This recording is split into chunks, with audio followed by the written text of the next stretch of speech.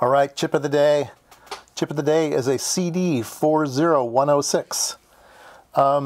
If you take a look at this picture, you'll notice there's two part numbers stamped on this part. There's CD40106 at the bottom, but there's also a 74C14. They're the same part. There's a C series. So if you want to get something in a 4000 series type device, those are the old Motorola 4000 series. Well, they came out with the 74C series, and a lot of them have duplicate part numbers and stuff. So anyway, we'll be taking a look at the 74C14 datasheet, but it's the same part. So I had a viewer ask me about a 4000 series part that's also a Schmidt trigger, and I pointed him at this one. And I don't think he realized that the 74C14 is the same as the 4106.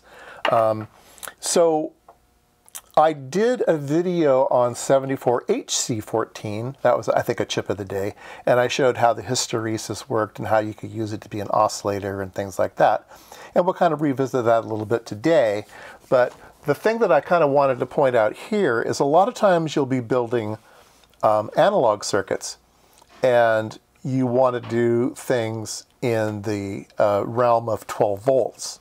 Well, these parts are good to 15 volts, so you can do digital logic at 15 volt levels, anywhere from 3 to 15 volts. So you can make a 12 volt oscillator out of this, and that's what we're gonna do today.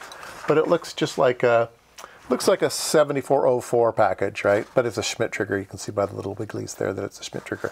It's a 74C14 hex Schmidt trigger. All right, so let's see here. We need to draw a picture.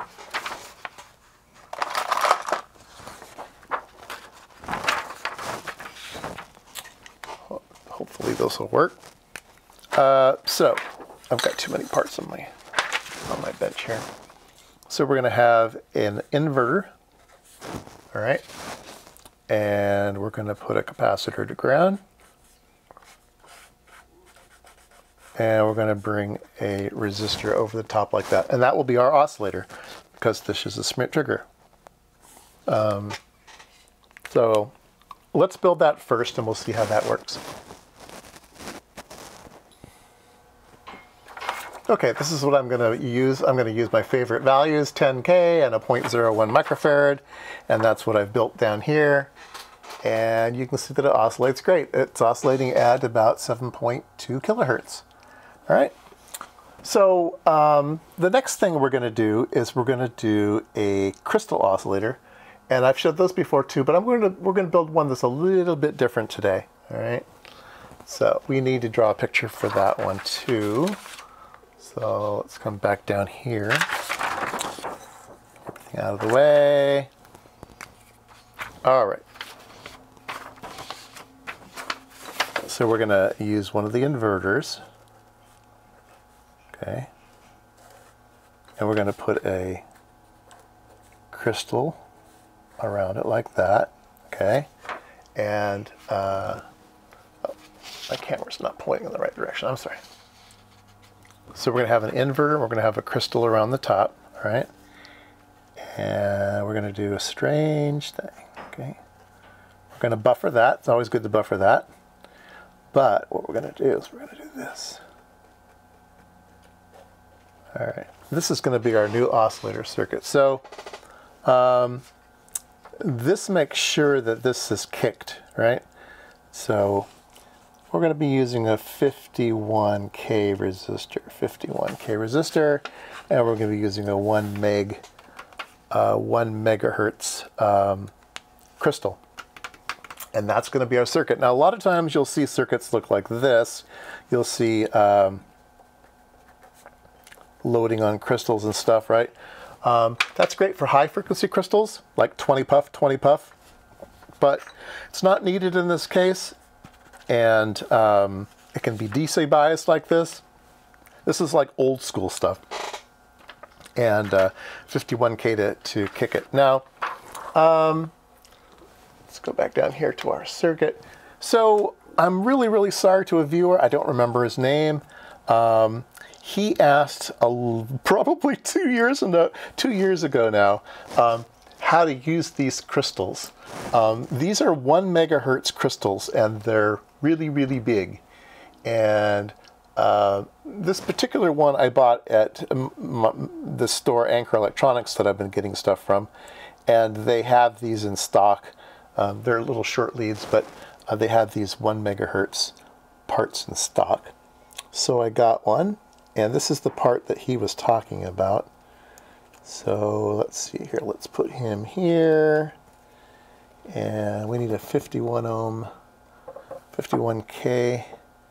Here's a 51K, and let's put it between.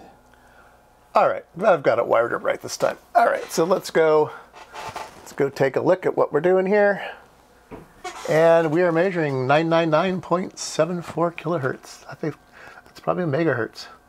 Look at that, beautiful, beautiful, beautiful, beautiful clocks.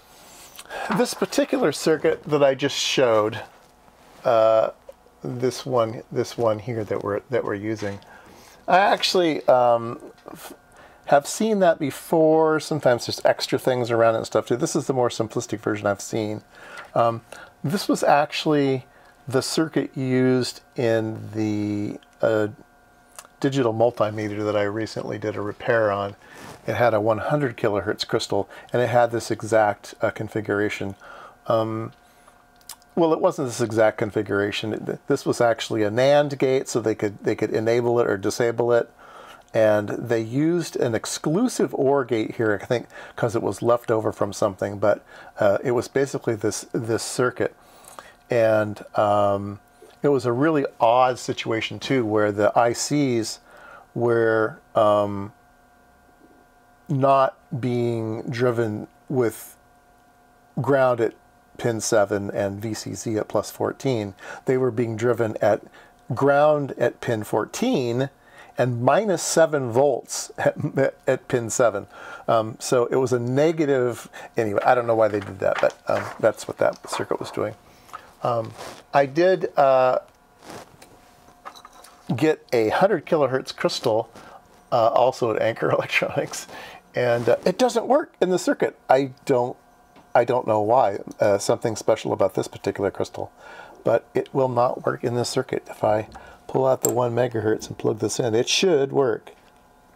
According to Hewlett-Packard, it's supposed to work. So it doesn't do anything.